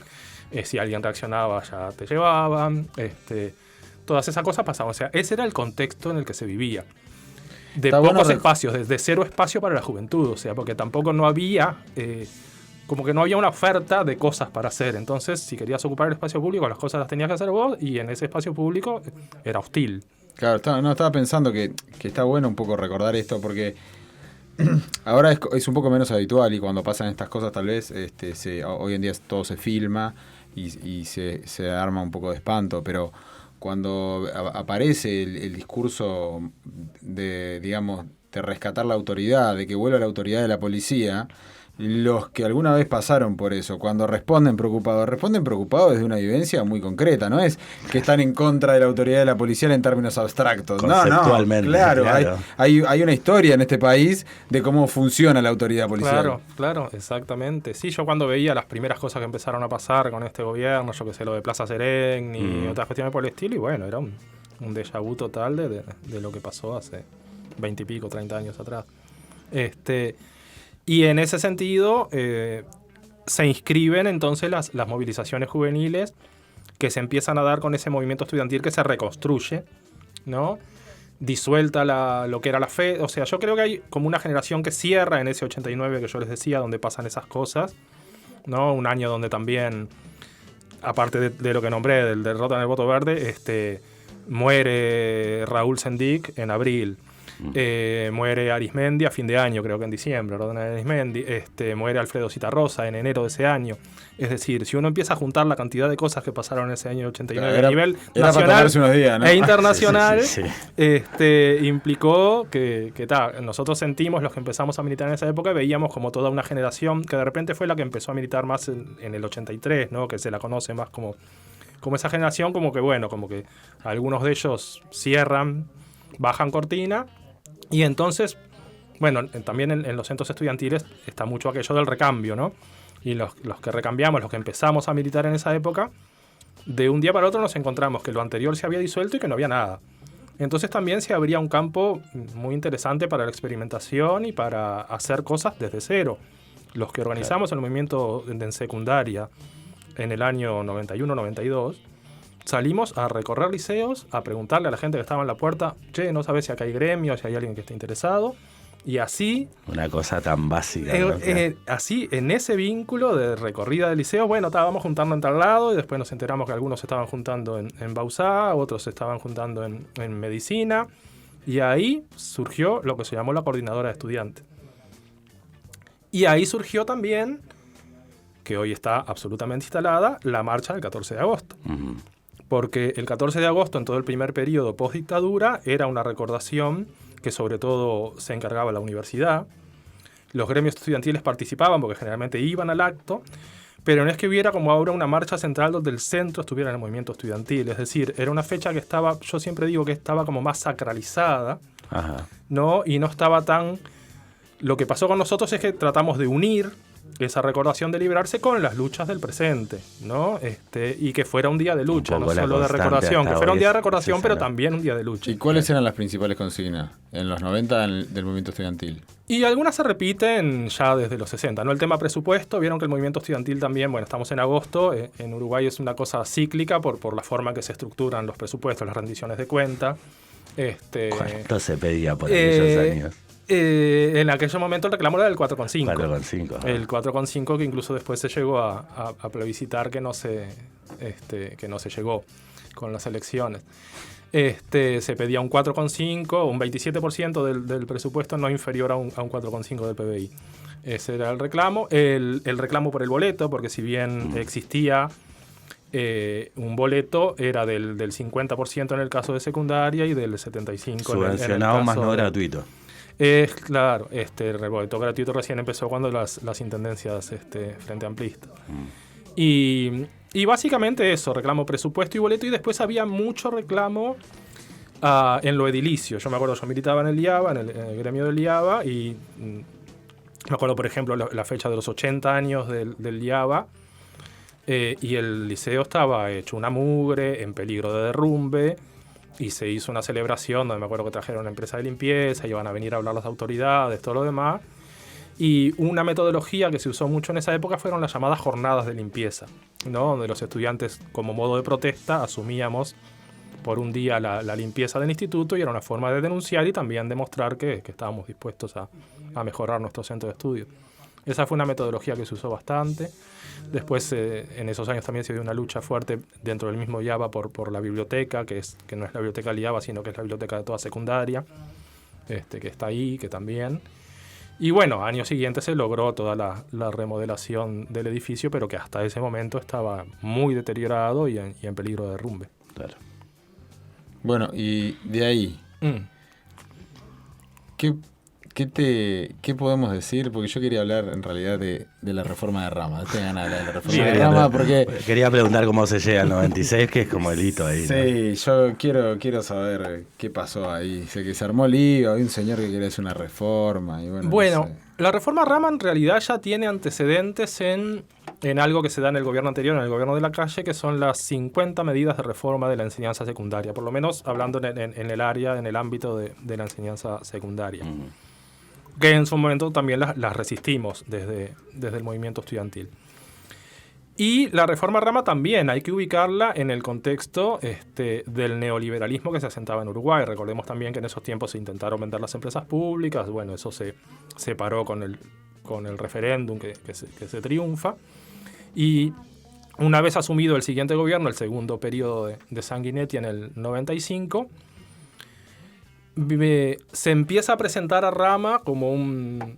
Primero se lo presenta como ese sociólogo y como ese carácter técnico neutral, ¿no? Aquello de... Un tecnócrata. De que los técnicos son neutrales. Para ¿no? usted, para el discurso público, era la objetividad. La objetividad, el que sabe. totalmente. Se lo presentó casi que como un nuevo Varela, ¿no? Que venía a traer el nuevo gran cambio en la educación uruguaya, que va a cambiar para los próximos años, así como José Pedro Varela lo hizo a finales del siglo XIX. Se me acuerdan y algunos duró... nombres actuales, pero los voy a evitar. Un viejo Robert Silva en vez de un nuevo Varela. Claro, y lo complejo también de esa realidad es que hubo mucha gente de izquierda, no sé si entre comillas o bueno, que comió del tupper con ese discurso también y participó Compraron boleto. Y participó de esa reforma. O sea que en su momento tuvimos gente dentro del progresismo, digamos, que estuvo a favor de la propuesta de la reforma educativa de Rama. Estuvo a favor de algunos elementos y los que no estaban tan a favor decían que era siempre mejor tratar de cambiarla desde adentro. O sea que involucrarse. Involucrarse en pos de la reforma. Sí, y ver si había cosas malas, bueno, tratar de cambiarlas de adentro porque los estudiantes estaban adentro del sistema educativo y estaban en contra de la Rama. Exactamente. No tan de adentro. Yo me acuerdo que en esa época yo era muy, muy cercano a la querida Nora Castro, con quien fue una de las personas con quienes más cantidad de talleres y discusiones y debates hicimos justamente que hasta el día de hoy criticando la reforma de la educación de fierro. Y una de las personas que más sabe de educación en este país, y con ella realizamos en un montón de centros distintos, no solo en lugares distintos, desde salones comunales de cooperativas hasta en parroquias, en todos lados. Y que me parece que fue muy interesante porque fue la base de cabeza previa a el gran movimiento que se dio en el 96, que fue una explosión estudiantil y que tuvo una enorme cantidad de participación en gente, de las más participativos. Algunos dicen que es el conflicto más participativo en cantidad de estudiantes de la historia de Uruguay. Y que tuvo también una enorme carga de espontaneidad que nos sorprendió a muchos de los que ya veníamos militando. Es esas cosas que desbordan, que sobrepasan, que son nuevas. Era tan ¿no? grande que era incontrolable en alguna cierta medida. Absolutamente. Los que ya veníamos militando de antes, yo me acuerdo que yo fui a la marcha del 14 de agosto de ese año, del 96, y me vienen a decir unos compañeros, mañana ocupa el Zorrilla, el Dámaso, fueron 4 liceos iniciales. Creo que fueron Zorrilla, Dámaso, no me acuerdo si Miranda y uno más. Y yo dije, van a ocupar. Nos sonaba raro, porque nosotros veníamos con aquella vieja lógica de la militancia de que la ocupación estaba entendida como el último, escalón de un conflicto. Es decir, un conflicto lo empezabas, iba subiendo, y como que la ocupación era la medida más fuerte que reservabas para el final o cuando ya como que querías profundizar o radicalizar más ese conflicto. Y ahora no, y creo que el 96 rompió eso, ¿no? Se utilizaba la medida ya desde el inicio. Como para que te den bola. Como para que te den bola, porque aparte también creo que tuvo la sabiduría en ese momento el movimiento estudiantil de no ocupar en principio y no hacer el conflicto contra la reforma, sino que las consignas iniciales es: queremos información, queremos saber de qué se trata. Acá van a hacer una reforma y nadie nos consultó, y no solo nos consultaron, sino que ni siquiera nos informaron de qué va. Lógico.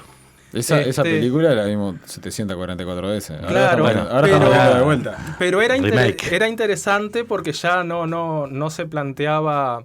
Me acuerdo un interesante artículo de un compañero querido también que me entrevistó algunas veces en esos años, el Negro López Mercado, fundador del FER 68, que en un artículo escribía en Mate Amargo en esa época, y en un artículo él hablaba como que ante la postura contestataria de los 60 o ante el puño crispado, ahora era como más la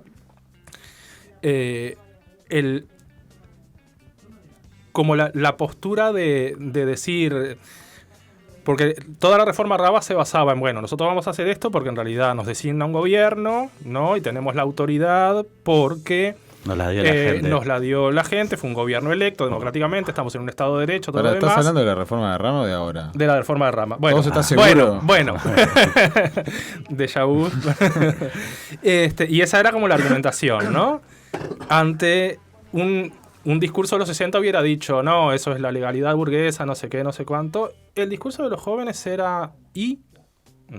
De los jóvenes en esa época era o sea, ante la gestualidad contestataria en Europa decía el encogimiento de hombros, ¿no? Claro. En vez de y que era un poco eso, porque también se trasuntaba la inocencia, hasta en consignas que se decían con desenfado, pero que eran muy profundas. En la puerta del Zorrilla ocupado había un cartel que decía, no crea en la prensa, infórmese aquí. ¿No? Y el negro, me acuerdo que decía en ese artículo, hasta ni la consigna más radical hubiese podido expresar eso de ese modo, y dice, y ellos lo dicen con desenfado y sin darse mucho cuenta de lo que están diciendo, ¿no? Entonces, o dando sí cuenta de lo que están diciendo, pero no desde una postura así una de dimensión, claro. Y yo creo que lo que ante la gente le generó esa simpatía fue la masividad, que eso, que en la prensa te podían decir una cosa, porque la prensa atacó muy duro al movimiento estudiantil, pero vos salías a la calle y en un semáforo, en la calle, en la plaza, en todos lados te estabas cruzando con gurises repartiendo una volantes. reminiscencia ahí a las consignas del mayo 68, más o menos. Exactamente, tenía un poco de eso, porque fue tan masivo. Ya te digo, cuando nosotros nos dicen que van a ocupar, lo vimos raro. Y primero ocupan 4 y al día siguiente ya son más. Y después son más de 30 liceos ocupados durante casi un mes, donde la cosa va creciendo y las propias autoridades, o sea, nos tomó por sorpresa a todo el mundo, ¿no? Son como esos estallidos que desbordan. Ahora, ¿no los desalojaban enseguida? No, en esa época... Y eso que era un gobierno, si se mira, en principio como más autoritario que este. Sí. Pero hasta el gobierno de la calle Padre se bancó más las ocupaciones. No, ese ya era Sanguinetti. Ya era segundo periodo de Sanguinetti. Pero ya hasta en los gobiernos de los 90 ya... más duro desde el punto de vista de los vínculos, si se quiere, más autoritario, más tradicionalista y más conservador. En el 92 habíamos tenido la experiencia de la ocupación del Liaba, donde no fue desocupado, se ocupó a lo largo de una semana, pero ahí hubo intervención de la justicia, que después... Les quiero contar que Pocha, que fue protagonista, también acota del otro lado. Claro, tendría que estar hablando. Tenés un botón ahí. Ahí ya está saliendo. Ahí ya está, Pocha. No, bueno. Te estamos escuchando. Estoy aprendiendo acá, pero no, porque hablaba del Java, pero ¿y el Miranda en el 92? Claro, bueno, pero yo hablaba de la vanguardia. Usted está... Esta discusión la tenemos hace todos esos 30 años que discutimos lo mismo. ¿Quién mandaba en el 92? No la vamos a saltar. O sea, la ocupación fue en el Miranda.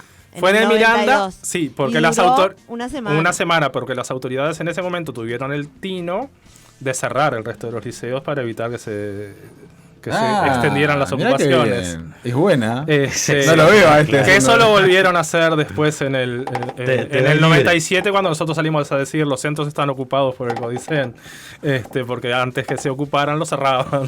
¿Cómo uno se olvida de esas cosas, no? Claro. Pasaba todo... Qué buena consigna esa. Todo el gobierno eso. Ocupó primero que nosotros. Claro, porque después sí, al año siguiente, en el 97, ahí sí... O sea, en ese primer momento jugaron al desgaste, ¿no? En el 96 jugaron al desgaste. Estos se van a cansar y se van a cansar. Claro, lo que decía Rama es, esto ahora que empezó el 14, esto hasta el 24 de agosto, hasta la marcha del filtro, estaban queriendo... Llega septiembre, vienen los calorcitos. Pasó el 24 y seguía la movida, y no solo seguía, sino que creció. Creció tanto que el PIT-CNT, por primera vez en la historia, digamos, decreta un paro general a partir de apoyo a un conflicto estudiantil.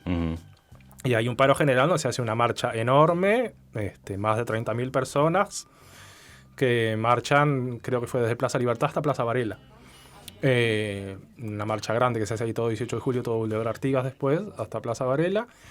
Vino, me acuerdo que había una cámara de Telefe de Argentina, es decir, vino prensa internacional, porque en un momento el conflicto tomó carácter, porque fue muy, ya les digo, muy grande, muy masivo. En cada liceo se organizaba muy bien, había comisiones para cada cosa, para abastecimiento. Sin WhatsApp. Lo otro. Sin nada, de lo que tenemos ahora. Sin WhatsApp, sin celulares, sin recursos, sin un peso. Y fue un conflicto, ya les digo, muy... Después, al año siguiente, sí, en el 97... que yo ahí entro al IPA, damos un conflicto también muy duro, se ocupan también otros liceos y ahí sí se desalojan enseguida.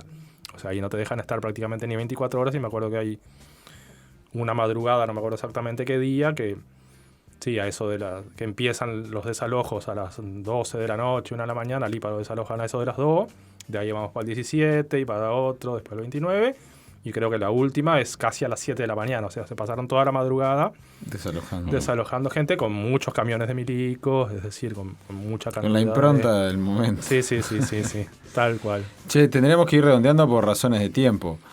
Yo no sé si tenés una conclusión o si enganchamos para la próxima. Y no, de repente enganchamos para la próxima. Yo tengo una propuestita ahí, capaz que para la próxima tiramos un tironcito más y llegamos hasta el 2000-2002, ahí también, que es un hito. Se pone lindo. Claro. Interesante. Podría ser interesante. Y la foto aquella de la universidad, ¿de cuándo es? De esa. Sí, de esos años. No sé si no es del 94 eso, pero tendría que ver porque hay que hablar con los compas que eran de la FEU en ese momento, a ver. Y repasamos un poco más de esto de la reforma Rama, que nos quedó también un poco renga en sus contenidos y en lo que planteaba. Me encantó. Recomiendo un libro del maestro Miguel Soler, El Banco Mundial metido a educador, se llama. Que es un documento interesante porque ahí viene también un poco la cosa, ¿no? No es un organismo internacional dedicado a la educación el que te da recomendaciones de qué hacer con la enseñanza, sino que es un banco, es un organismo multilateral de crédito, ¿no? O sea que eso marcaba un poco también la pauta de qué objetivos perseguía esa reforma. Claro. Bueno, quedamos así, entonces lo comprometemos a Dieguito. Quedó comprometido Dieguito para la próxima. Nos vamos a una tandita y volvemos. Usted tiene algo para decir después de la tanda. Casi editorial. Qué momento. Nos vemos ahora. Arriba.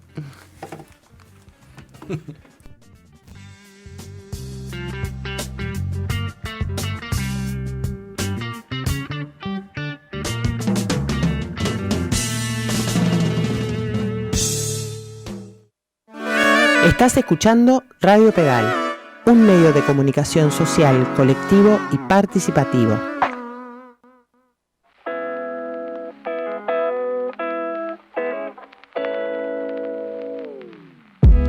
Los viernes a las 10, cada 15 días, Radio Pedal, en colaboración con Radio Mundo Real, transmite programas, informes y entrevistas sobre lo que ocurre en América Latina y el mundo, con una perspectiva ambiental, de género y en defensa de los territorios y los pueblos. Si querés conocer más sobre nuestros contenidos, entra a rmr.fm y a radiopedal.uy.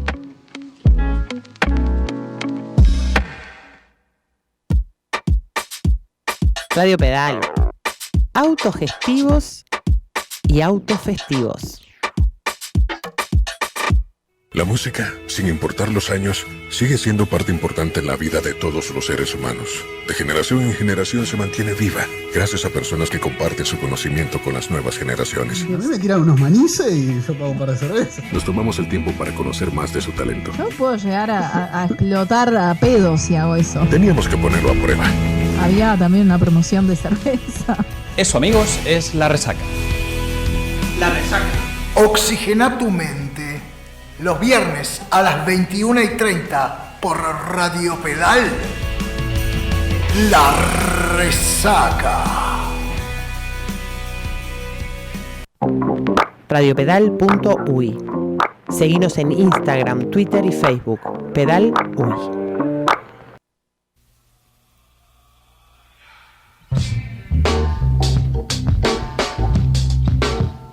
A finales de mayo de este año, en entrevista a la BBC, el presidente de la República, Luis Lacalle Pou, decía lo siguiente: no quiero hacer eso que critiqué a los gobiernos anteriores que dicen, bueno, estas son las bandas que se matan entre sí, porque es como si tuvieras muertes tipo A y tipo B, y eso no me gusta. Estamos recibiendo mucha presión por el narcotráfico. Este lunes, en el departamento de Rocha y frente a una ronda de periodistas, el presidente volvió a afirmar un discurso de similares características. Ustedes me escucharon muchísimos años decir que no se podía catalogar muertes clase A y clase B, que nos molestaba mucho cuando decían que eran ajustes de cuentas. El mandatario agregó, no vamos a caer en eso. Expresó también que se está observando una violencia entre bandas y que las autoridades están tratando de hacer la prevención correspondiente. Es muy difícil cuando se trata de este tipo de homicidios. En una voltereta retórica propia de su persona, pero con una cuidadosa mención a la gestión anterior, algo que ya es propio de un gobierno que parece estar en constante campaña electoral, el presidente de la República termina diciendo lo que dice que no quiere decir.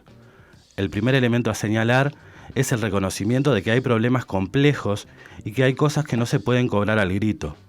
El malabar retórico parece ser no querer asumir que se equivocó en creer y hacerle creer a parte de la ciudadanía que los problemas complejos se solucionan solo con voluntad.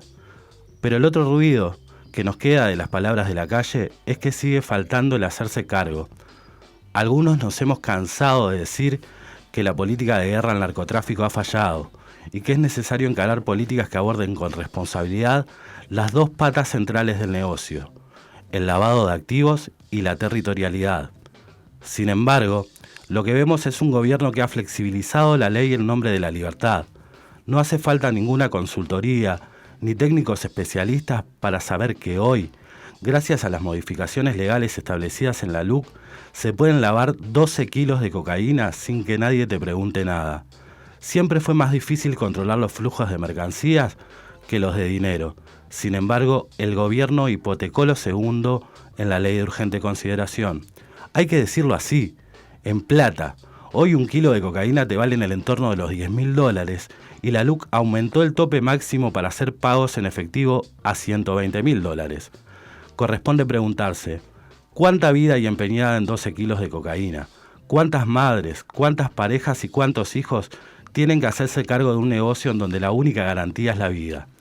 Mientras tanto, esta política sigue ocupándose del narcomenudeo, pero permitiendo que los grandes distribuidores extiendan su pata por todo el territorio.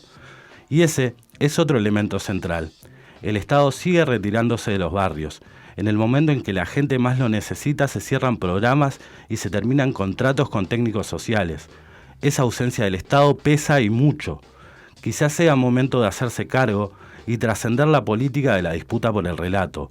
De alguna manera, algunos son más responsables de haberle montado el tinglado a otros. El problema es que mientras unos se hacen los nunca vistos, otros pagan errores políticos de gravedad con la vida. El presidente aún está a tiempo de entender que hay que alejar los problemas de la seguridad y la convivencia de la disputa por el poder político.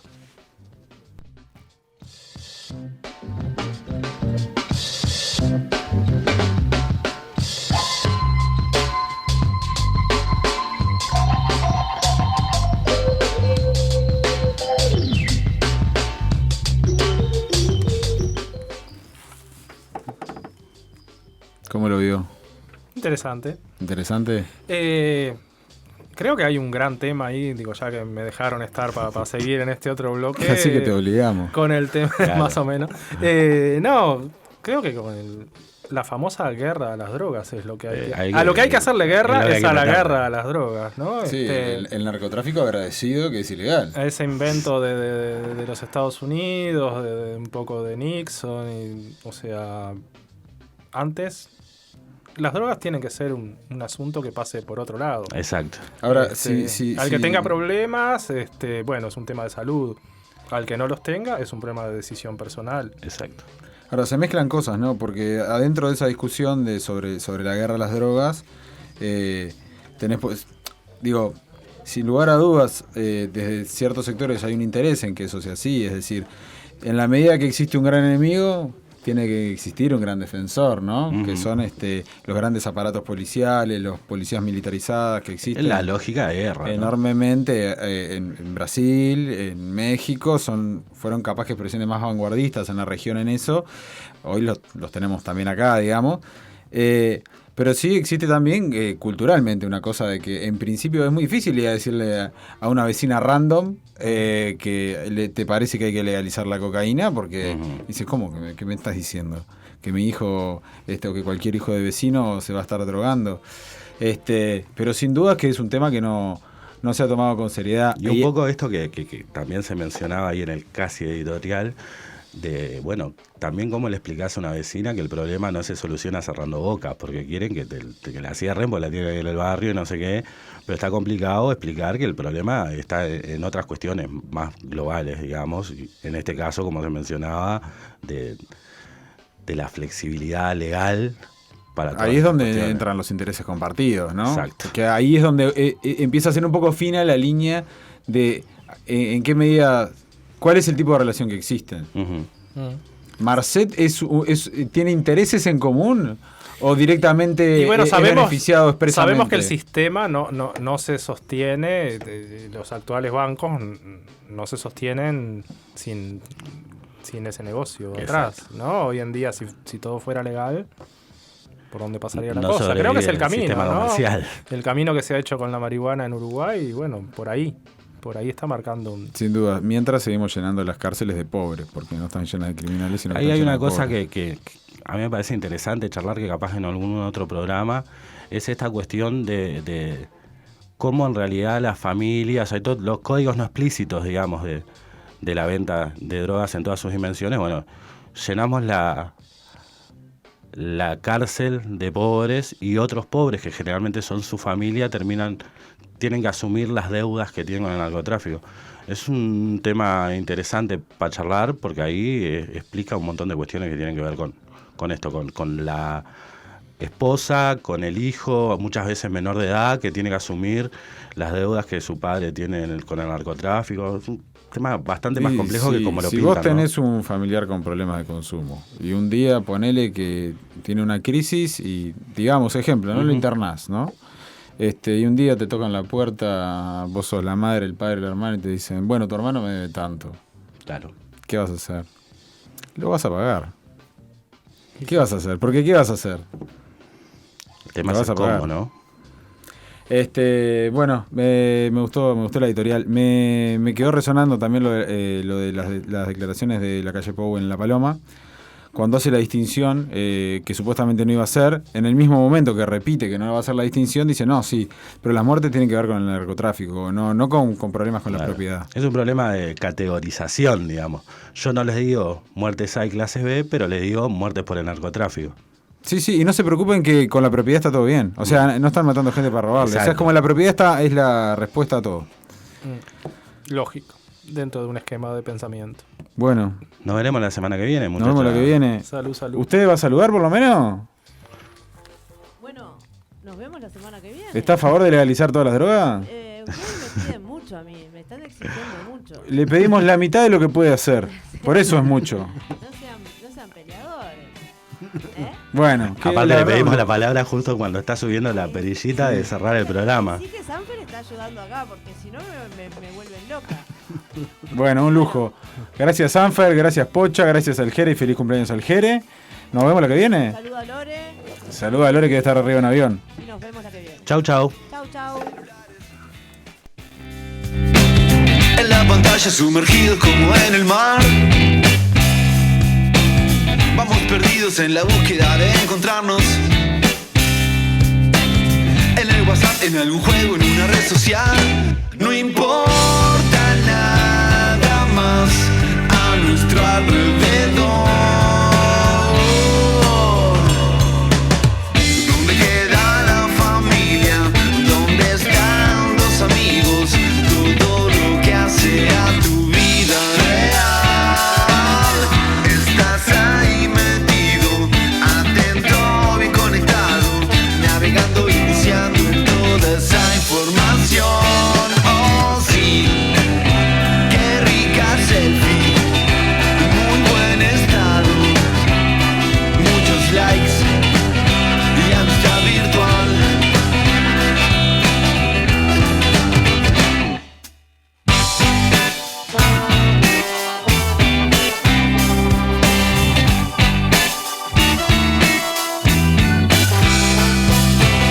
Vamos colgantes, alienados como poseídos.